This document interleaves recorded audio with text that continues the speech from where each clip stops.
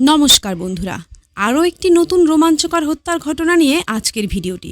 যারা মনে করেন হিনাস ক্রাইম অর্থাৎ জঘন্য নরকীয় হত্যার ঘটনা এখনকার দিনেই শুধু ঘটে, তাদের পুরো ধারণাটাই বদলে দেবে এই ভিডিওটি।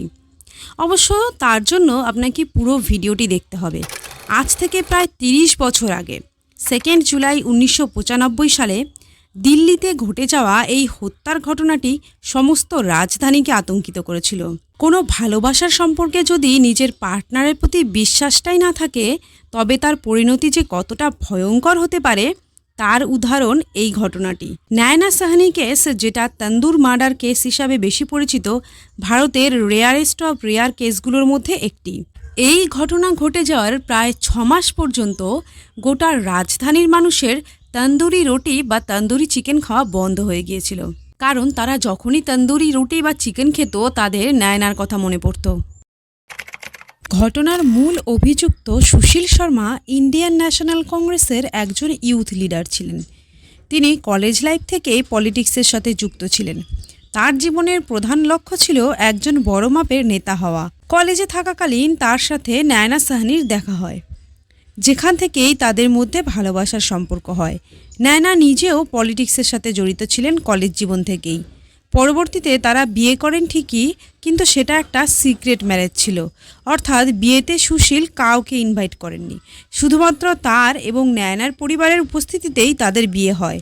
সেই কারণে অনেকেই জানতেন না যে সুশীল বিবাহিত। তবে এই সিক্রেট ম্যারেজের পেছনে কী কারণ ছিল তা একমাত্র সুশীলই জানতেন। কিন্তু বিয়ের পর থেকে সুশীল তার স্বরূপ দেখাতে শুরু করেন। তিনি নায়নার ঘর থেকে বেরোনো প্রায় বন্ধই করে দিয়েছিলেন। নায়নাকে কারণে অকারণে সন্দেহ করতেন। এই নিয়ে তাদের মধ্যে ঝামেলা লেগেই থাকত। এমনকি তিনি ওনার ফ্ল্যাটের কাজের মেয়েকে নিজের বউয়ের ওপর নজরদারির ভার দিয়েছিলেন।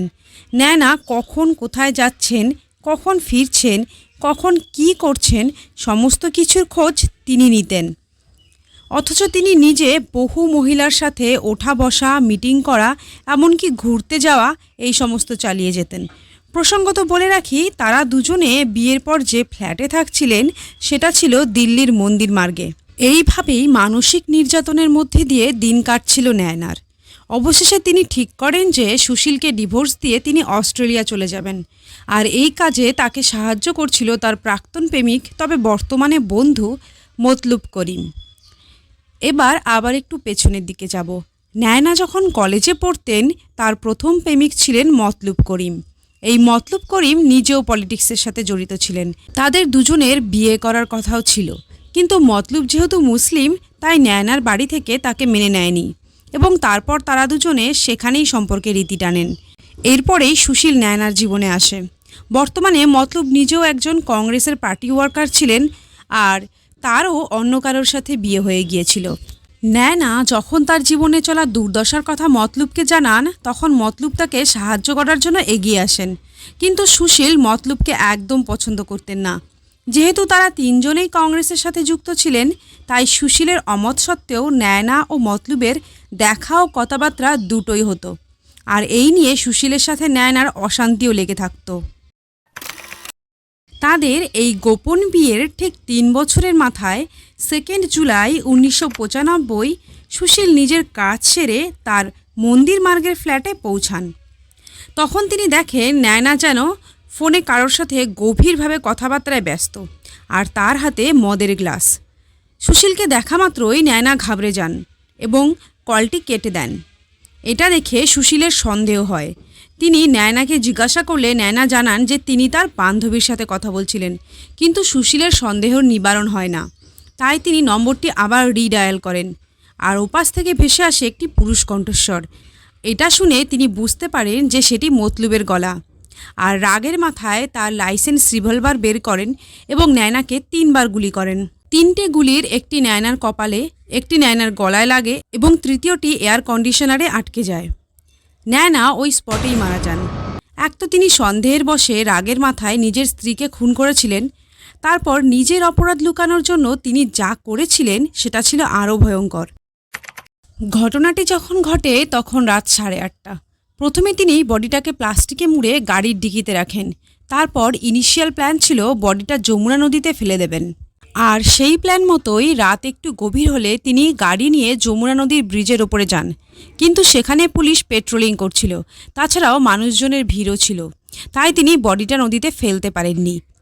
তিনি 3-4 বার গাড়ি চালিয়ে যমুনা নদীর ওপর দিয়ে যান, কিন্তু প্রত্যেকবারই হয় পুলিশ নয়তো সাধারণ মানুষ ব্রিজের ওপরে ছিল। তার ওপর তিনি অনেক পপুলার পলিটিক্যাল লিডার ছিলেন, তাই তিনি যদি ওখানে দাঁড়িয়ে নদীতে ব্যাগ বা অন্য কিছু ফেলেন তা পাবলিকের নজরে অবশ্যই আসবে। তাই তিনি আবার তার প্ল্যান চেঞ্জ করেন এবং গাড়ি নিয়ে সোজা বাগিয়া নামের একটি রেস্তোরাঁয় আসেন, যার মালিক তিনি নিজেই ছিলেন। রেস্টুরেন্টের ম্যানেজার কেশব কুমার, যে তার বেশ পরিচিত ছিল। তার সাহায্য নিয়েই তিনি তার প্ল্যান এক্সিকিউট করেন। প্রথমে তারা বডিটিকে তন্দুরে ফেলে পোড়ানোর চেষ্টা করেন, কিন্তু তন্দুর ওভেন ততটাও বড় ছিল না, তাই তারা বডিটা টুকরো টুকরো করে কেটে ফেলেন। তারপর এক এক করে তন্দুরের ভেতর ফেলতে থাকেন, আর সাথে প্রচুর কাগজও ফেলতে থাকেন। দুজনেই খুব তাড়াতাড়ি করছিলেন, কারণ বডি একবার পুড়ে গেলেই তাদের সমস্ত ঝামেলা থেকে মুক্তি। কিন্তু যেহেতু তারা কাগজ আর বডির টুকরো সব একসাথে তন্দুরের মধ্যে দিচ্ছিলেন, তাই তন্দুর থেকে প্রচুর কালো ধোঁয়া বেরোচ্ছিল, যে কারণে আশেপাশে প্রতিবেশীদের সন্দেহ হয়। তার ওপর সেই সময় রেস্তোরাঁর সামনে দিয়ে 2 পুলিশ কর্মী যাচ্ছিলেন। কালো ধোঁয়া আর অস্বাভাবিক আগুন দেখে তাদের সন্দেহ হয় এবং তারা ভেতরে আসেন, জিজ্ঞাসা করেন। তখন তারা জানায় যে সুশীল তার পার্টির এবং রেস্টুরেন্টের পুরনো কাগজ জ্বালাচ্ছেন। একথা শুনে তারা চলে যান। তখন সুশীল রেস্টুরেন্টের গেটের কাছে গিয়ে দাঁড়ান পাহারা দেওয়ার জন্য, আর কেশব তন্দুরের মধ্যে বডি পোড়াতে থাকে। আর যেই বডি পুড়তে শুরু করে, তখন মাংস পোড়া বাজে গন্ধে চারিদিক ভরে যায় আর আগুন দাউ দাউ করে জ্বলতে শুরু করে। আগুনের শিখা এতটাই উঁচু ছিল যে দূর থেকেও দেখা যাচ্ছিল। এটা দেখে প্রতিবেশীদের সন্দেহ হয় এবং তারা পুলিশে কমপ্লেন করে। আর যেই 2 পুলিশকর্মী টহল দিচ্ছিলেন তারা আবার ফিরে আসেন বাজে দুর্গন্ধ আর বিশাল অগ্নিশিখা দেখে। এবার তাদের সন্দেহ আরও বেড়ে যায় এবং তারা আগুন নেভানোর কথা বলেন। আগুন নেভানোর পরেই তারা দেখতে পায় তন্দুরের মধ্যে মানুষের দেহের টুকরো। কেশব কুমারকে তৎক্ষণাৎ অ্যারেস্ট করেন পুলিশ, কিন্তু সুশীল তাদেরকে আবার আসতে দেখে তখনই পালিয়ে যান। আগুনে নয়নার দেহ এমনভাবে পুড়ে গিয়েছিল যে প্রথমবার ময়নাতদন্তে গুলির কোনো চিহ্নই খুঁজে পাওয়া যায়নি। এমনকি সুশীল নিজেও কেসটাকে মিসলিড করার অনেক চেষ্টা চালিয়েছিলেন। রেস্তোরাঁ থেকে পালানোর পর 10 জুলাই তিনি পুলিশের হাতে ধরা পড়েন এবং পুলিশকে বলেন যে তিনি তীর্থ করতে বেরিয়েছিলেন, তিনি এইসবের কিছুই জানেন না। পরে আবার নিজের বয়ান পাল্টে বলেন যে তিনি গুলি করেননি, নয়না নিজেই সুইসাইড করেছিল। কেসটির মীমাংসা করা দুষ্কর হয়ে পড়েছিল। তখন দিল্লির লেফটেন্যান্ট গভর্নরের অনুরোধে দ্বিতীয়বার ময়নাতদন্ত করা হয়। 3টি ভিন্ন হাসপাতালের ডাক্তারদের সাহায্যে নয়নার শরীরে বুলেটের চিহ্ন ধরা পড়ে। এরপর 27শে জুলাই সুশীলের বিরুদ্ধে মামলা দায়ের করা হয়। তাকে যখন পুলিশ ধরে নিয়ে যাচ্ছিল তখন তার মধ্যে কোনো ভয় বা আফসোস ছিল না, বরং তিনি বেশ হাসিখুশি ছিলেন, কারণ তার মনে হয়েছিল তার পার্টি হয়তো তাকে বাঁচিয়ে নেবে। কিন্তু শেষ রক্ষা আর হয়নি। দিল্লির নিম্ন আদালত এবং হাইকোর্ট থেকে ফাঁসির আদেশ দিলে তিনি সুপ্রিম কোর্টে ফাঁসির সাজা রদ করার আর্জি করেন। যেহেতু এটাই তার প্রথম অপরাধ এবং তিনি রাগের বশে খুন করেন, তাই সাজার পরিমাণ কমিয়ে তাকে যাবজ্জীবন কারাদণ্ডের আদেশ দেন সুপ্রিম কোর্ট। 20 বছর পর 22শে ডিসেম্বর 2018 সালে তাকে জেল থেকে মুক্তি দেওয়া হয়, এটা বলে যে ওনার চরিত্র পাল্টে গেছে। তিনি নাকি জেলে পূজারীর কাজ করতেন। আর এই কেসের সবথেকে আইরনিক্যাল পার্ট হলো এটা যে সুশীল শর্মা এখন ম্যারেজ কাউন্সিলরের কাজ করেন।